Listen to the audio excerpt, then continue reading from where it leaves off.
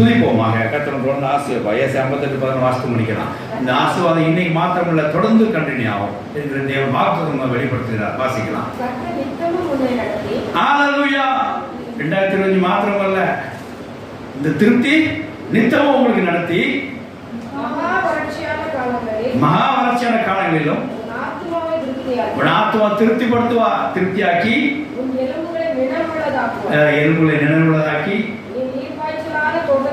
நீர்ப்பாய்ச்சலான தோட்டத்தை போலவும் வற்றாத நீரை போலவும் இருப்பாய். ஆமென். ஹல்லேலூயா. அப்படியே கர்த்தர் நித்தமும் உங்களை திருப்திப்படுத்துவார்.